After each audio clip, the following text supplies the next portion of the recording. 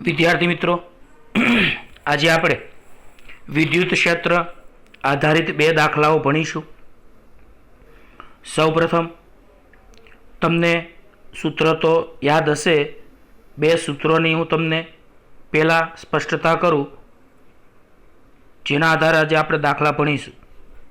तो सौथी पहला ए बे सूत्रोनी આપણે पहला चर्चा करीए कि जेना आज આપણે दाखला भणवाना छे। तो विद्यार्थी मित्रों, आज आपणे एक विद्युत भार क्यू तमे जाणो छो बिंदुवत, एनाथी आर जेटला अंतरे उद्भवतुं विद्युत क्षेत्र शोधवानुं सूत्र।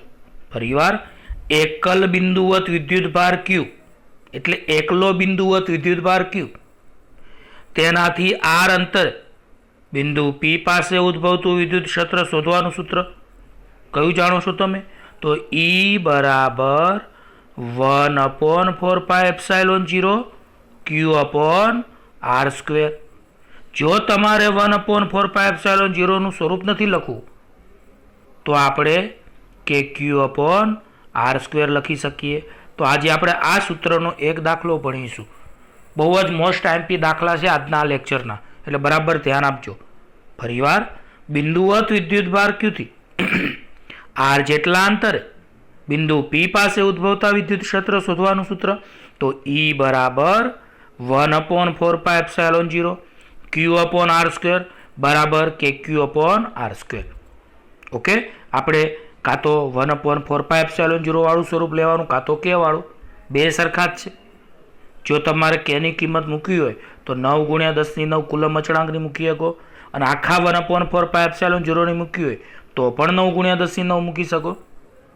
आ तो जनरली आपणे केवुं छे कि एनसीईआरटी नी नवी चोपड़ी छे, एमां दाखला होय के थियरी होय एमां आपणे के वाळा स्वरूपनी जग्याए 1/4πε0 राख्युं छे, એટલે મેં પણ આનું આ સ્વરૂપ રહેવા દીધું છે।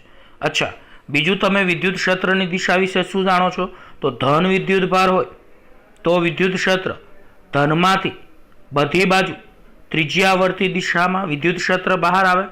जो ऋण विद्युत भार होय तो विद्युत क्षेत्र बधी बाजू त्रिज्यावर्ती दिशा में अंदर दाखल थती दिशा में शॉर्टकट में धन मांथी विद्युत क्षेत्र बहार आवे अने ऋण में विद्युत क्षेत्र दाखल थाय। तो चलो आपणे पहला आ रीतनो एक दाखलो भणीशुं अने बीजी रीतनुं एक सूत्र हूँ तमने जणावी दऊं। कोईने याद होय कि विद्युत डायपोलनी अक्ष परनुं एक विद्युत क्षेत्र हतुं। विद्युत डायपोलनी अक्ष परनुं एक विद्युत क्षेत्र हतुं। तो अक्ष परनुं विद्युत क्षेत्र शोधवानुं सूत्र ई बराबर 2 1/4πε0 P upon R square minus A square नो स्क्वेर अने पी कैरेट आवुं कंईक हतुं। पण आ सूत्र कोना माटे छे? आर ग्रेटर देन ए माटे, एटले के बिंदु ए अक्ष पर नजीक होय तो। घणा के साहेब अमारे अहींया 1/4πε0 ना बोलवुं होय तो तमे के बोली शको छो? तो बोलो, तमे के वाळुं बोलवुं होय तो के वाळुं बोलवानुं, 1/4πε0 वाळुं बोलवुं होय तो ए बोलवानुं। तो फरीवार, विद्युत डायपोलनी अक्ष पर आर ग्रेटर देन ए एटले नजीक आवेलुं बिंदु। तो नजीक आवेला बिंदुए विद्युत क्षेत्र शोधवानुं सूत्र ई सदिश बराबर केटलुं? 2 1/4πε0 P upon R square minus A square नो होल स्क्वेर अने इंटू पी कैरेट। जो 1/4πε0 ना बोलो तो के। अहींया मैं तमने कीधुं हतुं कि अक्ष पर विद्युत क्षेत्र अने विद्युत डायपोल मोमेंट एक ज दिशा में होय छे। अक्ष पर विद्युत क्षेत्र अने विद्युत डायपोल मोमेंट एक ज दिशा में होय छे। हवे आपणे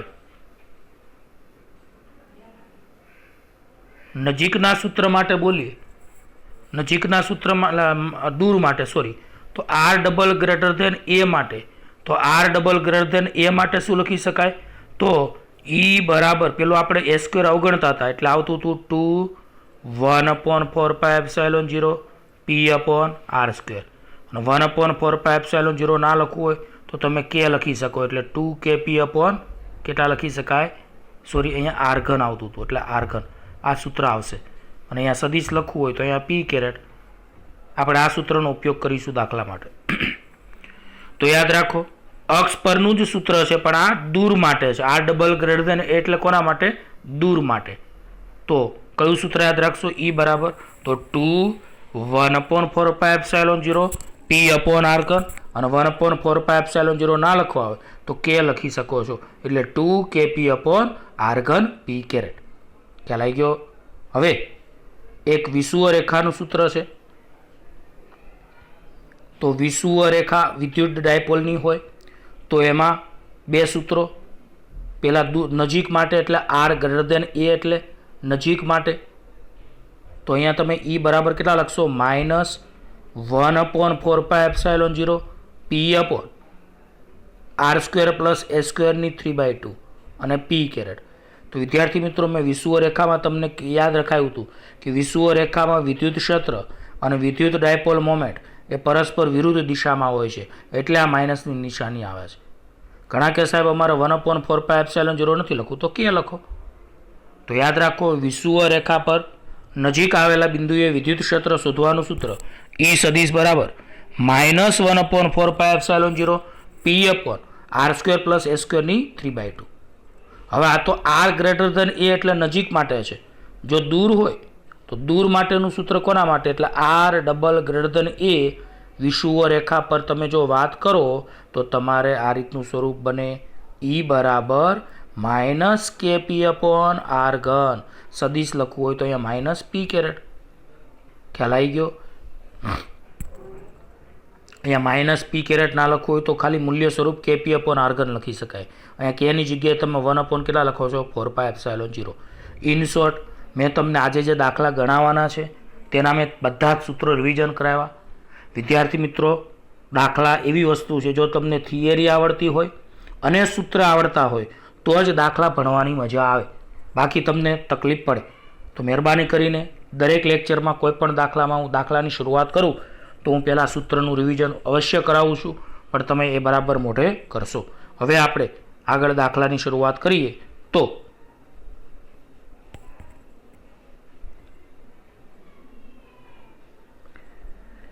આજે આપણે માત્ર 2 જ દાખલા ભણીશું.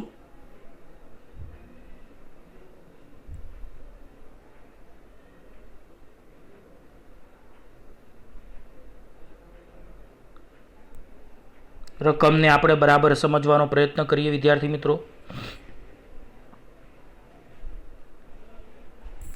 ઉદાહરણ 1.9 10⁻8 કુલમ અને -10⁻8 કુલમ મૂલ્યના બે બિંદુવત વિદ્યુત ભારો અનુક્રમે Q1 અને Q2 એકબીજાથી 0.1 મીટર અંતરે મૂકેલા છે. આકૃતિમાં દર્શાવેલ A, B અને C બિંદુઓએ વિદ્યુત ક્ષેત્ર ગણો. એનો મતલબ આ આકૃતિ તમને આપેલી છે. પરિવાર 10⁻8 કુલમ અને -10⁻8 કુલમ મૂલ્યના બે બિંદુવત વિદ્યુત ભારો અનુક્રમે Q1 અને Q2 એકબીજાથી 0.1 મીટર અંતરે મૂકેલા છે. તો યાદ રાખો, અહીંયા એક વિદ્યુત ભાર Q1 10⁻8 કુલમ છે, બીજો વિદ્યુત ભાર Q2 એ -10⁻8 કુલમ છે, અને Q1 વિદ્યુત ભાર છે અને Q2 વિદ્યુત ભાર છે. બે વચ્ચેનું અંતર 0.1 મીટર છે, અને આકૃતિમાં દર્શાવેલા ABC બિંદુઓએ વિદ્યુત ક્ષેત્ર ગણવાનું છે. એનો મતલબ વિદ્યાર્થી મિત્રો, સૌથી પહેલાં આપણે સમજીએ તો તમને આકૃતિ આપેલી છે એવું કહી શકાય. તો હું તમને આકૃતિ બરાબર સમજાવી દઉં, જે મગજમાં બરાબર યાદ રાખજો. તો વિદ્યાર્થી મિત્રો, એક વિદ્યુત ભાર Q1 છે, બીજો વિદ્યુત ભાર Q2 છે. Q1 નું મૂલ્ય 10⁻8 કુલમ, Q2 નું મૂલ્ય 10⁻8 કુલમ. બે વિદ્યુત ભારો વચ્ચેનું અંતર 0.1 મીટર છે. કેટલા મીટર છે? 0.1 મીટર. તો અત્યારે યાદ રાખજો, તેના તમે અડધા કરો 0.1 ના, તો અહીંયા 0.0 કેટલા થશે? 5. એટલે આ પ્રમાણે લખાશે. ફરીવાર અહીંયા અંતર 0.1 મીટર તમને આપેલું છે.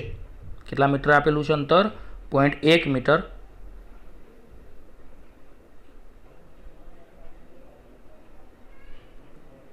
તો હવે આપણે બરાબર સમજો.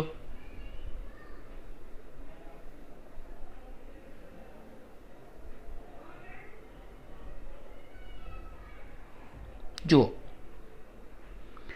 તો એક વિદ્યુતભાર Q1 10⁻8 કુલમ, બીજો વિદ્યુતભાર Q2 10⁻8 કુલમ. તો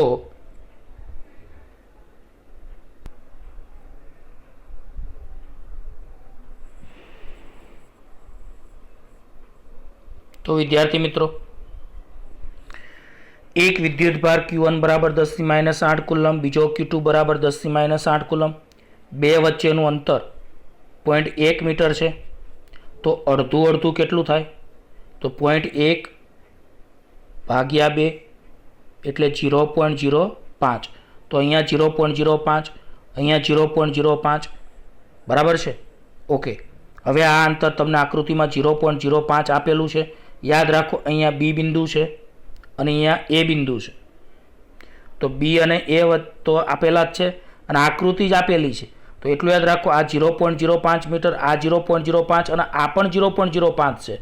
તો ત્રણનો તમે સરવાળો કરો તો આ ટોટલ અંતર એ 0.15 મીટર થશે. તો યાદ રાખો, જે વિદ્યાર્થી મિત્રો આ દાખલામાં જે પણ છે એ ખાસ આકૃતિ જ છે. એટલે તમારે આકૃતિને બરાબર સમજવી જ પડશે, તો જ તમને આ દાખલાની બરાબર સરળતા રહેશે. તો હવે હું તમને વાત કહું, વસ્તુ શું છે. તો તમને બિંદુ એ દેખાય છે અને બિંદુ બી દેખાય છે. બોલો, બિંદુ કયું દેખાય છે? એ અને બી. તો એ અને બી બિંદુ દેખાય છે, ત્યાં તમારે વિદ્યુત ક્ષેત્ર શોધવું છે. તો કારણ કે હા સાહેબ, અને સી બિંદુ પણ આપણે લેવાનું છે. તો પહેલાં તો આકૃતિ હું તમને સમજાવું કે એ પાસે વિદ્યુત ક્ષેત્ર કોને કારણે ઉદ્ભવે, બી પાસે વિદ્યુત ક્ષેત્ર કોને કારણે ઉદ્ભવે અને સી પાસે વિદ્યુત ક્ષેત્ર કોને કારણે ઉદ્ભવે. તો યાદ રાખો, આ આકૃતિમાં માત્ર બે જ વિદ્યુતભાર છે. એક Q1 બરાબર +10⁻8 કુલમ અને બીજો Q2 બરાબર 10⁻8 કુલમ. તો ઘણા કે સાહેબ બરાબર છે. તો મને કહો કે એ પાસે કોને કારણે વિદ્યુત ક્ષેત્ર ઉદ્ભવે? તો Q1 અને Q2 ને કારણે. બી પાસે કોને કારણે વિદ્યુત ક્ષેત્ર ઉદ્ભવે? Q1 અને Q2 ને કારણે. સી પાસે કોને કારણે વિદ્યુત ક્ષેત્ર ઉદ્ભવે? Q1 અને Q2 ને કારણે. તો એટલું યાદ રાખો. હવે હું તમને થોડીક આકૃતિ ઝૂમ કરીને સમજાવું છું. બરાબર પહેલા આપણે એનું સમજીએ, પછી બીનું અને પછી સીનું. તો બરાબર જુઓ આકૃતિમાં, આ બિંદુ એ, ત્યાં તમારે વિદ્યુત ક્ષેત્ર શોધવાનું છે. તો આ ધન વિદ્યુત ભાર છે, આ ઋણ વિદ્યુત ભાર છે. ધનમાંથી વિદ્યુત ક્ષેત્ર બહાર નીકળે, પણ એના સંદર્ભમાં ધનમાંથી બહાર આવું થશે. એટલે અહીંયા લખી શકાય E1A. કેમ એવું? તો એ પાસે એકને કારણે ઉદ્ભવતું વિદ્યુત ક્ષેત્ર E1A. બોલો, E1A ને શું બોલાય? તો એ પાસે એકને કારણે ઉદ્ભવતું વિદ્યુત ક્ષેત્ર E1A. અચ્છા, E2A એટલે શું? તો આ ઋણ વિદ્યુત ભાર છે. ઋણમાં વિદ્યુત ક્ષેત્ર અંદર દાખલ થાય એટલે આને E2A કહેવાય. આનો મતલબ કે અહીં એ પાસે બેને કારણે ઉદ્ભવતું વિદ્યુત ક્ષેત્ર. બોલો, એ પાસે બેને કારણે ઉદ્ભવતું વિદ્યુત ક્ષેત્ર. એનો મતલબ એ પાસે ટોટલ કેટલા વિદ્યુત ક્ષેત્ર છે? બે. એક ધનને કારણે, એક ઋણને કારણે. ધનને કારણે ધનમાંથી બહાર જતું E1A અને ઋણમાં વિદ્યુત ક્ષેત્ર અંદર દાખલ થતું એટલે E2A. તો તમે જોઈ શકો છો કે E1A અને E2A બેની દિશા કઈ બાજુ થઈ? જમણી બાજુ થઈ. તો આપણે આનો સરવાળો કરીશું. આપણે એક એક કરીને દાખલો ભણીશું. પહેલાં એનું પૂરો કરીશું, પછી બીનો અને પછી સીનો. મેં તમને આકૃતિ બરાબર સમજાવી છે. પહેલાં આપણે એની વાત કરીએ. ફરીવાર તમને આકૃતિ આપેલી છે. તમારે બિંદુ એ પાસે, બિંદુ બી પાસે અને બિંદુ સી પાસે વિદ્યુત ક્ષેત્ર શોધવાનું છે. તો આપણે અલગ અલગ 3 દાખલા આમાં કહેવાય. એટલે આ દાખલો લાંબો થાય કારણ કે આમાં 3 જવાબ માંગ્યા છે. તો એ પાસે વિદ્યુત ક્ષેત્ર, તો અહીંયા 2 વિદ્યુત ક્ષેત્ર આવશે કારણ કે 2 વિદ્યુત ભાર છે. તો ધનમાંથી એટલે કે Q1 ને કારણે બહાર જતું વિદ્યુત ક્ષેત્ર એ પાસે જમણી બાજુ E1A. આ જ રીતે એને કારણે Q2 ને કારણે એ પાસે વિદ્યુત ક્ષેત્ર E2A એ પણ જમણી બાજુ. તો એ બે એક જ દિશામાં છે એટલે બંનેનો આપણે સરવાળો કરીશું. પણ એટલે યાદ રાખો Q1નું એથી અંતર 0.05 મીટર છે. આ યાદ રાખજો. Q1 થી એનું અંતર 0.05 મીટર છે. આ જ રીતે Q2નું એથી અંતર પણ 0.05 મીટર. એટલે જેટલું વિદ્યુત ક્ષેત્રનું મૂલ્ય આ અંતર જેટલું છે Q1 અને એ વચ્ચેનું એટલું જ અંતર Q2 છે. એટલે અહીંયા 0.05 છે. તો હવે આપણે દાખલાની શરૂઆત પહેલાં એ બિંદુને આધારે કરીએ. તો વિદ્યાર્થી મિત્રો બરાબર ધ્યાન આપજો. એકદમ સરળ દાખલો છે આ. મેં આકૃતિ સમજાવી છે એ તમારા મનમાં યાદ રાખવી. તો પહેલો જવાબ તો પહેલાં તો એ આગળ ધન વિદ્યુત ભાર Q1 ને લીધે વિદ્યુત ક્ષેત્ર સદિશ E1 એ જમણી તરફની દિશામાં છે. મેં હમણાં તમને આકૃતિમાં સમજાવ્યું. એ આગળ આકૃતિ મનમાં યાદ રાખતા જજો વિદ્યાર્થી મિત્રો.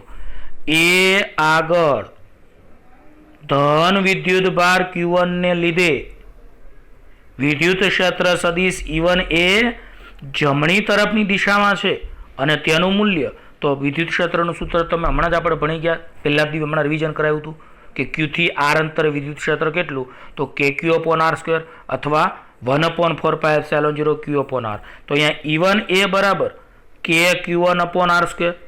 K ની કિંમત 9 × 10⁹ Q1 ની કિંમત 10⁻8 અને R એટલે હમણાં મેં તમને કીધું 0.05 હતું. તો એનો સ્ક્વેર કરો અને સાદુરૂપ આપો તો 3.6 × 10⁴ ન્યૂટન/કુલમ કઈ બાજુ આવશે? જમણી દિશામાં. આ જ રીતે તેમજ એ આગળ ઋણ વિદ્યુત ભાર Q2 ને લીધે વિદ્યુત ક્ષેત્ર સદિશ E2 એ જમણી તરફની દિશામાં છે અને માટે E2 એ બરાબર KQ2/R². K ની કિંમત કુલમ અચળાંકની 9 × 10⁹. યાદ રાખો અહીંયા Q2 માઇનસમાં છે પણ અહીંયા માઇનસ નથી લેવાનું, માત્ર મૂલ્ય જ લેવાનું છે કારણ કે આપણે માઇનસનો ઉપયોગ દિશા માટે કરી ચૂક્યા છીએ.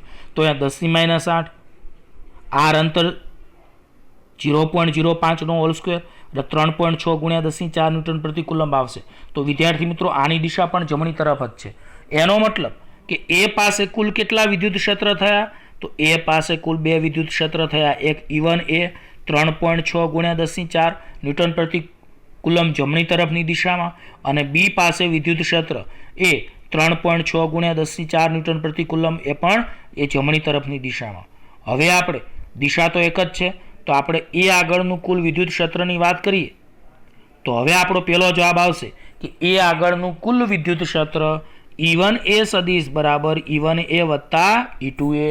E1 એની કિંમત 3.6 × 10⁴, E2 એની કિંમત 3.6 × 10⁴. આથી બેનો તમે સરવાળો કરો તો 7.2 × 10⁴ ન્યૂટન/કુલમ આવશે.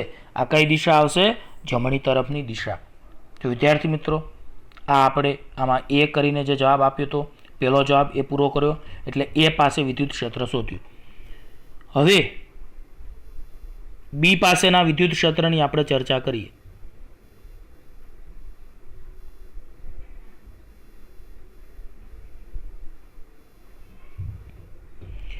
તો આ બી બિંદુ છે. તો બી પાસે વિદ્યુત ક્ષેત્ર કોને કારણે હશે વિદ્યાર્થી મિત્રો? તો બી પાસે વિદ્યુત ક્ષેત્ર એ Q1 ને કારણે હશે અને Q2 ને કારણે હશે. તો યાદ રાખો કે અહીંયા થોડી મિસ્ટેક આપણે વિદ્યાર્થી મિત્રો છે કે Q1 ને કારણે, Q1 એટલે ધન, તો ધન વિદ્યુત ભારને કારણે અહીંયા વિદ્યુત ક્ષેત્ર. તો અહીંયા આવશે તમારે જે E2 એ લખ્યું છે ને એ તમે ચેકી નાખજો. E2 એની જગ્યાએ આવશે E1B. E1B એટલે બી પાસે 1 ને કારણે વિદ્યુત ક્ષેત્ર ક્યાં હશે? તો બી પાસે 1 ને કારણે વિદ્યુત ક્ષેત્ર ધનમાંથી કેવું બહાર જતી દિશામાં. એટલે અહીંયા E2 એની જગ્યાએ E1B કરજો. આ જ રીતે Q2 એ ઋણ વિદ્યુત ભાર છે તો ઋણ વિદ્યુત ભારમાં તો વિદ્યુત ક્ષેત્ર આ બાજુની દિશામાં દાખલ થાય એટલે E2B આ બાજુ આવશે. તો આકૃતિમાં કન્ફ્યુઝન ના થાય વિદ્યાર્થી મિત્રો ધ્યાન રાખજો. તમને ફરીવાર કહું છું આ દાખલામાં આ E2 એ ચેકિન ત્યાં E1B કરવાનો. જો ફરીવાર હું તમને સમજાવું. યાદ રાખજો આ E2 એ છે. શું છે? E2 એ. પણ E2 એની જગ્યાએ તમારે શું કરવાનું છે? E1B. ઓકે, આ ચેકી નાખવાનું છે. ઓકે, કેમ? તો બોલો બી પાસે વિદ્યુત ક્ષેત્ર કોને કોને કારણે ઉદ્ભવે? તો Q1 ધન વિદ્યુત ભાર, Q2 ઋણ વિદ્યુત ભાર. બોલો બી પાસે વિદ્યુત ક્ષેત્ર કોને કોને કારણે ઉદ્ભવે? તો Q1 ધન વિદ્યુત ભાર, Q2 ઋણ વિદ્યુત ભાર. તો ધન વિદ્યુત ભારને કારણે વિદ્યુત ક્ષેત્ર, તો ધનમાંથી બહાર જતું એટલે બી ડાબી બાજુ છે, તો ધનમાંથી બહાર જતું એટલે ડાબી બાજુ E1B આવશે. તો E1B એટલે શું? તો બી પાસે 1 ને કારણે ઉદ્ભવતું વિદ્યુત ક્ષેત્ર, બી પાસે Q1 ને કારણે ઉદ્ભવતું વિદ્યુત ક્ષેત્ર. અચ્છા, હવે મને કહો Q2 પાસે વિદ્યુત ક્ષેત્ર, સોરી બી પાસે Q2 ને કારણે કેવું? તો આ ઋણ છે, તો ઋણમાં દાખલ થતું એટલે આ બાજુની દિશા એટલે E2B. એનો મતલબ અહીંયા E1B અને E2B બે વિદ્યુત ક્ષેત્ર છે. તો E1B ને શું કહેવાય? તો બી પાસે Q1 ને કારણે ઉદ્ભવતું વિદ્યુત ક્ષેત્ર જે ડાબી બાજુની દિશામાં છે, અને E2B એટલે બી પાસે Q2 ને કારણે વિદ્યુત ક્ષેત્ર જે જમણી તરફ છે. તો આમાં બે વિદ્યુત ક્ષેત્ર પરસ્પર વિરુદ્ધ દિશામાં થાય, તો વિરુદ્ધ દિશામાં થાય તો બાદ બાકી થાય. તો મને કહો આમાં મોટું કોણ? તો ઘણા કે જે દૂર હોય એ નાનું હોય, નજીક હોય મોટું હોય. તો મને કહો અહીંયા Q1 થી નજીક બી છે, તો બી અને Q1 વચ્ચેનું અંતર 0.05 મીટર છે, અને બી અને Q2 વચ્ચેનું અંતર તો આટલું 0.1 મીટર હતું, આટલું 0.05 એટલે ટોટલ 0.15 મીટર થાય. ખ્યાલ આવે છે વિદ્યાર્થી મિત્રો? તો યાદ રાખો બી પાસે વિદ્યુત ક્ષેત્ર 2 આવે છે, એમાંથી મોટું કોણ? તો E1B. કોના કરતા? E2B કરતા. કેમ? કારણ કે બી બિંદુ Q1 થી 0.05 મીટર અંતરે છે, 0.05 મીટર અંતરે, અને બી બિંદુ એ Q2 થી 0.05 વત્તા 0.1 એટલે 0.15 મીટર અંતરે છે. એટલે અહીંયા E2B ઓછું આવશે અને E1B વધારે આવશે. તો વિદ્યાર્થી મિત્રો આની પહેલા આપણે એ બિંદુ પાસે વિદ્યુત ક્ષેત્ર શોધ્યું, તો બંને તમે જો આકૃતિમાં દેખાય છે E1A અને E2A જમણી તરફ જતા હતા એટલે આપણે સરવાળો કર્યો. પણ બી પાસે બે વિદ્યુત ક્ષેત્ર છે, એમાં E1B ડાબી બાજુ જાય છે અને E2B જમણી બાજુ જાય છે. તો આપણે બેની બાદબાકી કરવી પડશે, અને બાદબાકી મોટામાંથી નાનું થાય. તો મોટું કોણ છે? E1B. તો E1B માંથી આપણે E2B બાદ કરીશું, તો મોટાની નિશાની આવશે એટલે આનો જવાબ આવશે. તો એમાં વિદ્યુત ક્ષેત્ર એ ડાબી તરફની દિશામાં તમારા જવાબમાં આવશે. તો હવે આપણે શોધીએ, પણ એની પહેલાં મગજમાં યાદ રાખજો કે બી બિંદુનું Q1 થી અંતર R બરાબર 0.05 મીટર છે, અને બી બિંદુનું Q2 થી અંતર 0.15 મીટર છે. એટલે આ વિદ્યુત ક્ષેત્રના મૂલ્યો એ આપણે હવે ગણીએ. તો હવે આપણે બી બિંદુના આધારે દાખલો વિદ્યાર્થી મિત્રો પૂરો કરીએ.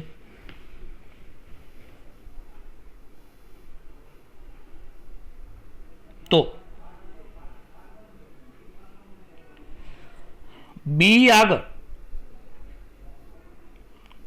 આગળ ધન વિદ્યુત ભાર Q1 ને લીધે વિદ્યુત ક્ષેત્ર E1B એ ડાબી તરફની દિશામાં છે. હમણાં મેં તમને આકૃતિ સમજાવી. તો વિદ્યાર્થી મિત્રો આ વિડીયો તમે 2 વાર જોજો, શાંત મગજે, રકમ શાંતિથી સમજજો. 2 વાર 3 વાર વિડીયો જોજો. જે હું તમને કહું ને ઉદાહરણના દાખલા અમુક એમાં બહુ વાર લાગે તમને સમજાવતા, એટલે તમે શાંતિથી 2-3 વાર વિડીયો જોજો અને પછી દાખલો તમે કમ્પ્લીટ તૈયાર કરી શકશો. ઘણાને એક વારમાં આવડી જશે, પણ ધ્યાન રાખજો. તો બોલો તમે આકૃતિ મગજમાં હશે જ. તો બી આગળ ધન વિદ્યુત ભાર Q1 ને લીધે વિદ્યુત ક્ષેત્ર E1B ડાબી તરફની દિશામાં છે, અને તેનું માન, તો વિદ્યુત ક્ષેત્રનું સૂત્ર તો બધાને આવડે જ છે. E1B બરાબર કયું સૂત્ર? તો KQ2/R². K ની કિંમત 9 × 10⁹, Q2 ની 10⁻8, R ની 0.05 નો સ્ક્વેર. સાદુરૂપ આપતા 3.6 × 10⁴ ન્યૂટન/કુલમ આવશે, જેની દિશા હમણાં જ મેં કીધું કઈ બાજુ હશે? ડાબી તરફની દિશા. આ જ રીતે બી આગળ ઋણ વિદ્યુત ભાર Q2 ને લીધે વિદ્યુત ક્ષેત્ર, આ જ રીતે બી આગળ ઋણ વિદ્યુત ભાર Q2 ને લીધે ઉદ્ભવતું વિદ્યુત ક્ષેત્ર E2B કઈ બાજુ હશે? તો જમણી તરફની દિશામાં, અને તેનું માન E2B બરાબર કયું? તો KQ2/R². K ની કિંમત 9 × 10⁹, Q2 ની કિંમત 10⁻8, R ની કિંમત 0.15 નો સ્ક્વેર એટલે 4 × 10⁵ ન્યૂટન/કુલમ તમારે આવશે. આ જ રીતે E2B નું મૂલ્ય, હવે ઘણા કે સાહેબ અહીંયા આગળ 10⁴ હતી, આપણે બાદ બાકી કરવાની આવશે એટલે ઘાત સરખી હોવી જોઈએ. તો ઉપર 3.6 ગુણ્યા 10⁴ હતું, અહીંયા નીચે 4 ગુણ્યા 10⁵ આવ્યું. તો ઘાતો સરખી કરવા માટે આપણે ડાબી પ્લસ જમણી માઇનસ, તો એક આંકડો ડાબી બાજુ ખસો તો અહીંયા 0.4 ગુણ્યા 10⁻³ 1 ઉમેરાય એટલે 10⁴. આ તમને વિદ્યુત ક્ષેત્ર મળ્યું. તો વિદ્યાર્થી મિત્રો, બી પાસે તમારી પાસે બે વિદ્યુત ક્ષેત્ર છે. એમાં E1B નું મૂલ્ય 3.6 ગુણ્યા 10⁴ ન્યૂટન પ્રતિ કુલમ ડાબી તરફ છે, અને E2B નું મૂલ્ય એ 0.4 ગુણ્યા 10⁴ ન્યૂટન પ્રતિ કુલમ જમણી બાજુ છે. તો અહીંયા બી બિંદુ પાસે કુલ વિદ્યુત ક્ષેત્ર કેટલું થશે? તો આ બેની બાદબાકી થશે, અને માટે તમે લખી શકશો, શું લખી શકશો? તો બી આગળનું કુલ વિદ્યુત ક્ષેત્રનું માન EB બરાબર E1B માઇનસ E2B. તો E1B એટલે 3.6 ગુણ્યા 10⁴, E2B એટલે -0.4. અહીંયા માઇનસ કેમ કરે તો ખબર જ છે, વિરુદ્ધ દિશા છે. તો આ ડાબી બાજુનું વિદ્યુત ક્ષેત્ર છે, આ જમણી બાજુનું છે. પણ જોવા જઈએ તો ડાબી બાજુનું વિદ્યુત ક્ષેત્ર વધારે છે, જમણી બાજુનું ઓછું છે. એટલે આમાં ફરીવાર બોલું છું કે બી આગળનું કુલ વિદ્યુત ક્ષેત્રનું માન EB બરાબર E1B માઇનસ E2B. તો E1B એટલે 3.6 ગુણ્યા 10⁴, E2B એટલે -0.4 ગુણ્યા 10⁴. હવે અહીંયા EB બરાબર કેટલા આવશે? તો 3.2 ગુણ્યા 10⁴ ન્યૂટન પ્રતિ કુલમ, પણ અહીંયા ડાબી તરફની દિશા આવશે. તો વિદ્યાર્થી મિત્રો, આ આપણે બી બિંદુના આધારે વાત પૂરી કરી. હવે આપણે સી બિંદુના આધારે આપણે વાત કરીએ.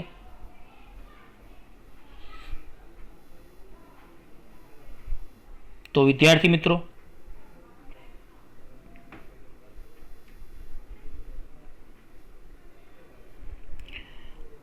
આ 0.1 મીટર અંતર છે, આ 0.1 મીટર અંતર છે, આ તમને 90 દેખાય જ છે, બરાબર છે.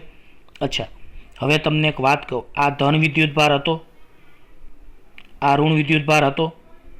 આ આકૃતિ આપેલી છે, પહેલાં યાદ રાખજો, કહું છું. હવે સી પાસે આપણે અંતિમ દાખલો બાકી રહ્યો છે. તો સી પાસે વિદ્યુત ક્ષેત્ર કોને કારણે આવે? તો ધનને કારણે. તો બોલો, ધનમાંથી વિદ્યુત ક્ષેત્ર બહાર નીકળે એટલે E1C ધનમાંથી બહાર નીકળ્યું. ઋણ પાસે વિદ્યુત ક્ષેત્ર અંદર દાખલ થાય એટલે E2C અંદર દાખલ થયું. ફરીવાર હું તમને સમજાવું છું કે આ ધન વિદ્યુત ભાર હતો, આ ઋણ વિદ્યુત ભાર હતો. ધનમાંથી વિદ્યુત ક્ષેત્ર બહાર નીકળે તો અહીંયા આપણે સી પાસે વિદ્યુત ક્ષેત્ર E1 ને કારણે કેટલું? તો સી પાસે વિદ્યુત ક્ષેત્ર Q1 ને કારણે, સી પાસે વિદ્યુત ક્ષેત્ર Q1 ને કારણે E1C ધનમાંથી બહાર જતું. અચ્છા, હવે આપણે આ ઋણ વિદ્યુત ભાર છે, તો વિદ્યુત ક્ષેત્ર અંદર દાખલ થાય તો E2C ને શું કહેવાય? તો સી પાસે વિદ્યુત ક્ષેત્ર કોને કારણે? Q2 ને કારણે. તો બોલો, E1C ને શું કહેવાય? તો Q1 ને કારણે સી પાસે વિદ્યુત ક્ષેત્ર E1C બહાર જતું ધનમાંથી, અને આ જ રીતે E2C ને શું કહેવાય? તો સી પાસે Q2 ને કારણે વિદ્યુત ક્ષેત્ર અંદર દાખલ થતી દિશામાં. પણ વિદ્યાર્થી મિત્રો, તમે જોવા જશો તો આ અંતર કેટલું હતું? કોઈને યાદ હોય તો 0.1 મીટર હતું. આ પણ 0.1 મીટર છે, આ પણ 0.1 છે. એનો મતલબ આ સમબાજુ ત્રિકોણ છે વિદ્યાર્થી મિત્રો, સામાન્ય ત્રિકોણ નથી. કેવો ત્રિકોણ છે? સમબાજુ. તો મને કહો, આ ખૂણો 60 થાય, સમબાજુ ત્રિકોણમાં આ ખૂણો પણ 60 થાય અને આ પણ 60 થાય, પણ ટોટલ 120 થાય, સોરી 180. એટલે આટલો 60 હોય તો પૂરક કોણના હિસાબથી આ કેટલો થાય? 120. એનો મતલબ એક E1C સદિશ આમ જાય છે અને E2C આમ જાય છે, પણ બે વચ્ચેનો ખૂણો 120 છે. એટલે મેં આગળ તમને ખબર છે, ઉદાહરણના આગળના દાખલા ચલાવ્યા ત્યારે મેં શીખવાડ્યું હતું કે બે સદિશો હોય, બેની વચ્ચેનો ખૂણો બને તો પરિણામી સદિશનું મૂલ્ય બરાબર વર્ગમૂળમાં પહેલા સદિશનો સ્ક્વેર વત્તા બીજા સદિશનો સ્ક્વેર વત્તા 2 ગુણ્યા પહેલું બીજું અને કેટલા? cos θ. તો હવે અહીંયા મને કહો, ધનમાંથી વિદ્યુત ક્ષેત્ર E1C બહાર જશે, ઋણમાં વિદ્યુત ક્ષેત્ર E2C દાખલ થશે અને બે વચ્ચેનો ખૂણો કેટલો? 120. આટલો ખ્યાલ આવી ગયો. તો હવે આપણે વાત કરીએ અંતર. હું તમને એકવાર સમજાવી દઉં, અંતર તો સરખું જ હતું, એકવાર જો ફરીવાર આકૃતિમાં ખાલી અંતરની વાત કરી દો એટલે આપણે સૂત્ર સમજવામાં સરળતા પડે. તો બોલો Q1 ને કારણે 0.1 મીટર અંતરે C પાસે વિદ્યુત ક્ષેત્ર અને Q2 ને કારણે 0.1 મીટર અંતરે C પાસે આપણે વિદ્યુત ક્ષેત્રની વાત કરીશું. પણ યાદ રાખો આ બંનેનું પરિણામી જે આવશે એની દિશા જમણી બાજુ આવશે. જમણી બાજુ આ યાદ રાખજો. એટલે અહીંયા આપણે દિશા કઈ બાજુ આવશે? એ જમણી તરફની દિશામાં આવશે. ઓકે, કઈ દિશામાં આવશે? જમણી તરફની દિશામાં. તો હવે આપણે બહુ જ સરળ દાખલો છે આ. ખાલી આમાં 3 જવાબ માંગ્યા છે એટલે આ દાખલો થોડો લાંબો થાય છે. તો યાદ રાખજો C આગળ Q1 અને Q2 દરેકને લીધે ઉદ્ભવતા વિદ્યુત ક્ષેત્રનું માન સરખું જ થશે. કેમ? કારણ કે Q1 વિદ્યુત ભારનું મૂલ્ય કેટલું છે? તો 10⁻8 કુલમ. Q2 વિદ્યુત ભારનું મૂલ્ય 10⁻8 કુલમ. એ માઇનસ છે પણ એ માઇનસ મૂલ્ય નથી, એ તો ઋણ વિદ્યુત ભાર માટે છે. પણ બેના મૂલ્યો તો સરખા જ છે. તો યાદ રાખો કે C આગળ Q1 અને Q2 દરેકને લીધે ઉદ્ભવતા વિદ્યુત ક્ષેત્રનું માન E1C બરાબર E2C બરાબર તો K ની જગ્યાએ 9 × 10⁹ Q1 ની વિદ્યુત ભારની જગ્યાએ 10⁻8 અને R નો સ્ક્વેર એટલે 0.1 નો સ્ક્વેર. તો આના આધારે 9 × 10⁻³ ન્યૂટન અપોન કુલમ્બ આવશે. બે વિદ્યુત ક્ષેત્રના મૂલ્યો સરખા થશે. કેમ? કારણ કે Q1 નું જેટલું અંતર C થી 0.1 મીટર છે એટલું જ અંતર Q2 નું C થી 0.1 મીટર અંતર છે. અંતર એ સરખું છે, વિદ્યુત ભારના મૂલ્ય સરખા છે. તો વિદ્યુત ક્ષેત્રનો આધાર અંતર અને વિદ્યુત ભારના મૂલ્ય પર છે. તો અહીંયા બે વિદ્યુત ભારોના મૂલ્યો સરખા છે અને અંતર એ સરખું છે એટલે વિદ્યુત ક્ષેત્ર સમાન આવશે. આ બંને સદિશો જે દિશાઓમાં છે તે આપણે આકૃતિમાં દર્શાવેલ છે. અને હવે મેં તમને લોકોને સમજાવેલું છે કે આ બે સદિશોનું પરિણામી મૂલ્ય, તો મેં હમણાં જ કીધું કે એક E1 સદિશ આમ જતો હતો, એક E2 સદિશ આમ જતો હતો અને બેની વચ્ચેનો ખૂણો કેટલો હતો? 120 હતો. અને પરિણામી વિદ્યુત ક્ષેત્ર EC કઈ બાજુ આવશે? આપણે જમણી તરફ. તો અહીંયા હું તમને સૂત્ર વાપરું તો તમને સૂત્ર તો નજરે પડે જ છે.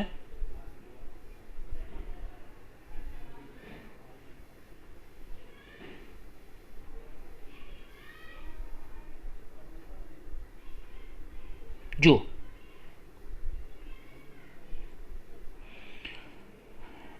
પરિણામી મૂલ્ય EC બરાબર વર્ગમૂળમાં પહેલાનો સ્ક્વેર એટલે E1C સ્ક્વેર, બીજાનો સ્ક્વેર એટલે E2C સ્ક્વેર વત્તા 2 × E1C E2C એટલે પહેલું બીજું અને cos 120. મેં તમને આગળના દાખલાઓ જે ઉદાહરણના ચલાવ્યા ત્યારે cos 120ની કિંમત કેટલી શીખવાડી હતી? -1/2. બીજી એક વાત, અહીંયા E1C અને E2C ના મૂલ્યો સરખા જ આવ્યા ને આપણે હમણાં જોયું. તો અહીંયા મેં શું કર્યું? E1C નો સ્ક્વેર એટલે E1C નો સ્ક્વેર, E2C નો સ્ક્વેર એટલે E1C નો સ્ક્વેર, 2 E1C અને E2C ની જગ્યાએ E1C cos 120ની કિંમત -1/2. તો અહીંયા બે શું થઈ જશે? ઉડી જશે. માટે E1C square minus E1C square minus plus આ ઉડી જશે. એટલે એના આધારે તમારે આગળનું સાદરૂપ તમારે અહીંયા બાજુમાં આપણે લખેલું જ છે કે અહીંયા વર્ગમૂળ ઉડી જશે. એટલે EC બરાબર કેટલા આવશે? E1C. અને E1Cની કિંમત એ 9 × 10⁻³ ન્યૂટન અપોન કુલમ એ કઈ બાજુ આવશે? એ જમણી તરફની દિશામાં આવશે. ફરીવાર અહીંયા તમે જોયું એક E1C હતો, બીજો E2C હતો, વચ્ચે ખૂણો 120 હતો. તો પરિણામી સદિશ સમાંતર બાજુ ચતુષ્કોણના આધારે EC બરાબર વર્ગમૂળમાં E1C square plus E2C square plus 2 E1C E2C cos 120. હવે અહીંયા E1C અને E2C ના મૂલ્યો સરખા છે એટલે મેં E2Cની જગ્યાએ E1C મૂક્યું. અહીંયા પણ E2Cની જગ્યાએ E1C અને cos 120ની જગ્યાએ -1/2. એટલે EC બરાબર વર્ગમૂળમાં E1C square plus E1C square plus 2 E1C -1/2. અહીંયા બે ઉડી જશે એટલે E1C square plus E1C square minus E1C square અહીંયા માઇનસ અને પ્લસ ઉડી જશે, પ્લસ અને માઇનસ. પરિણામે અહીંયા વર્ગમૂળ કાઢતા એ ECનું મૂલ્ય E1C જેટલું આવશે એટલે 9 × 10⁻³ ન્યૂટન પ્રતિ કુલમ. અને આની દિશા કઈ હશે? જમણી તરફ. તો વિદ્યાર્થી મિત્રો, આ ચેપ્ટરમાં વિદ્યુત ક્ષેત્ર એ સદિશ રાશિ છે. કુલમનો નિયમ એટલે કે બળ પણ સદિશ રાશિ છે. એટલે દાખલાઓમાં તમને જે તકલીફ પડશે, હું માનું છું કે જે સદિશ રાશિઓ હોય એમાં તમને તકલીફ પડશે, કારણ કે એના દાખલા લાંબાય થાય, દિશાઓ પણ ધ્યાન રાખવી પડે, સમજવું પણ પડે. હું તમને બધું બે વાર સમજાવું જ છું વિદ્યાર્થી મિત્રો, એ હેતુથી તમને આવડી જાય. તો હવે હું ખાલી આકૃતિ એકવાર સમજાવી દઉં અને રિવિઝન એક આપણે કરી દઈએ. એટલે આ દાખલો આપણે આ લેક્ચરમાં ખાલી આ દાખલાની ચર્ચા કરીશું.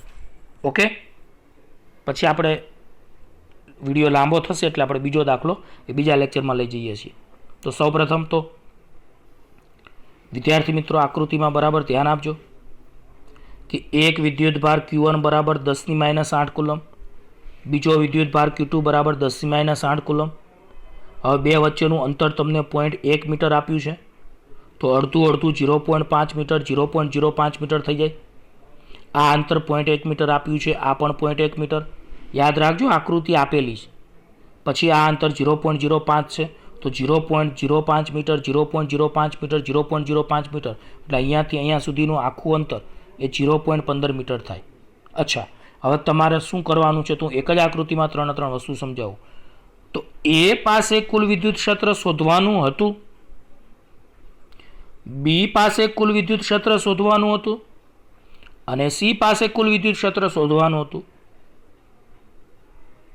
તો એ પાસે વિદ્યુત ક્ષેત્ર કોને કારણે મળે? તો ધનને કારણે અને ઋણને કારણે. તો ધનમાંથી વિદ્યુત ક્ષેત્ર E1 એ કઈ બાજુ ગયું? જમણી બાજુ. ઋણમાં વિદ્યુત ક્ષેત્ર દાખલ થાય એટલે E2 એ પણ કઈ બાજુ ગયું? જમણી બાજુ. એટલે એ પાસે વિદ્યુત ક્ષેત્ર, તમારે ટોટલ વિદ્યુત ક્ષેત્ર તમે શોધ્યું તો એ કઈ બાજુ આવ્યું? જમણી બાજુ આવ્યું. એ નીચે બધું આપેલું છે. આ જ રીતે બી પાસે વિદ્યુત ક્ષેત્ર શોધ્યું, અહીંયા મેં સુધારો કરવાનું કીધું હતું. તો બી પાસે વિદ્યુત ક્ષેત્ર આ ધન છે અને આ ઋણ છે. તો ધનમાંથી વિદ્યુત ક્ષેત્ર બહાર નીકળે, તો ધનમાંથી વિદ્યુત ક્ષેત્ર બહાર નીકળે એટલે અહીંયા શું આવશે? તો ધનમાંથી વિદ્યુત ક્ષેત્ર બહાર નીકળે એટલે અહીંયા શું આવશે? E1B. ઋણમાં વિદ્યુત ક્ષેત્ર અંદર દાખલ થાય એટલે અહીંયા E2B આવશે. E1B ડાબી બાજુ છે, E2B જમણી બાજુ છે, પણ એ ડાબી બાજુ આટલું અંતર 0.05 છે અને આ 0.15 છે, એટલે અહીંયા E1B કરતાં મોટું આવતું હતું, એટલે આપણે E1B માંથી E2B બાદ કર્યા, બે શોધી. ખ્યાલ આવી ગયો વિદ્યાર્થી મિત્રો? અને સી બિંદુની વાત કરીએ તો સી બિંદુ પાસે વિદ્યુત ક્ષેત્ર ધનને કારણે ઉદ્ભવે, ઋણને કારણે ઉદ્ભવે. ધનમાંથી E1C બહાર નીકળે, ઋણમાં E2C અંદર દાખલ થાય, પરંતુ સમબાજુ ત્રિકોણ છે એટલે બધા ખૂણા 60. તો આ ખૂણો કેટલો આવશે? તો આ 60 છે, તો આ 120 છે. તો E1C અને E2C વચ્ચેનો ખૂણો 120 થાય. પરિણામે આ પરિણામી સદિશ EC કોના જેટલું થાય? તો પરિણામી સદિશ EC બરાબર, એ મેં તમને કીધું એ વર્ગમૂળમાં પહેલાનો સ્ક્વેર વત્તા બીજાનો સ્ક્વેર વત્તા 2 ગુણ્યા પહેલું બીજું, એના આધારે મળી શકે. તો વિદ્યાર્થી મિત્રો, આ બધા રિવિઝન તમે કરજો. ફરીવાર રિવિઝનની કોઈ આવશ્યકતામાં છે નહીં, કારણ કે આપણે બીજી વાર સમજાવી દીધું. હવે તમારા E1 એ પહેલાં શોધવાનું સૂત્ર તૈયાર છે. યાદ રાખજો, આમાં વિદ્યુતભાર અને અંતર ખાસ જોવાના. આ જ રીતે અહીંયા E2 એ શોધવાનું. એ E1 એની દિશા જમણી તરફ આવી, E2 એની દિશા જમણી તરફ આવી, એટલે એ પાસેનું કુલ વિદ્યુત ક્ષેત્ર કેટલું આવ્યું? તો એ પાસેનું કુલ વિદ્યુત ક્ષેત્ર, બંનેના મૂલ્યો જમણી બાજુ છે, તો બંનેનો સરવાળો થાય એટલે કુલ જમણી તરફ આ એને કારણે વિદ્યુત ક્ષેત્ર આવ્યું, એટલે એ પાસે વિદ્યુત ક્ષેત્ર આવ્યું. પછી તમે બી પાસે શું કર્યું? તો બી પાસે વિદ્યુત ક્ષેત્ર તમે E1B શોધ્યું તો એ ડાબી બાજુ આવ્યું, E2B શોધ્યું તો એ જમણી બાજુ આવ્યું. બેની ઘાતો સરખી કરી આપણે, અને પછી આપણે શું કરી? બાદબાકી કરી. બાદબાકી કરી એટલે બી આગળનું કુલ વિદ્યુત ક્ષેત્ર આપણને મોટામાંથી નાનું બાદ, એટલે આપણને ડાબી તરફ મળ્યું, મોટાની નિશાની. અને આવી જ રીતે આપણે સી બિંદુ પાસે વિદ્યુત ક્ષેત્ર શોધ્યું તો E1C E2C સરખા છે, એટલે પરિણામી EC બરાબર પહેલાનો સ્ક્વેર વત્તા બીજાનો સ્ક્વેર વત્તા 2 ગુણ્યા પહેલું બીજું cos 120. cos 120ની કિંમત -1/2. અને E2Cની જગ્યાએ E1C કર્યા, કારણ કે બધા મૂલ્યો E1C આ ઉપર લખેલું છે, E1C અને E2C સરખા છે, એટલે સાદુરૂપ આપતા આ ઉડી જાય એટલે E1C જ આવે, એટલે જવાબ આનો આ જ આવશે. આવડે? તો હવે બીજો દાખલો છે, આ વિડીયો બહુ લાંબો થઈ જાય છે એટલા માટે બીજો દાખલો એ આપણે આની પછીના લેક્ચરમાં અત્યારે ભણી. ઓકે.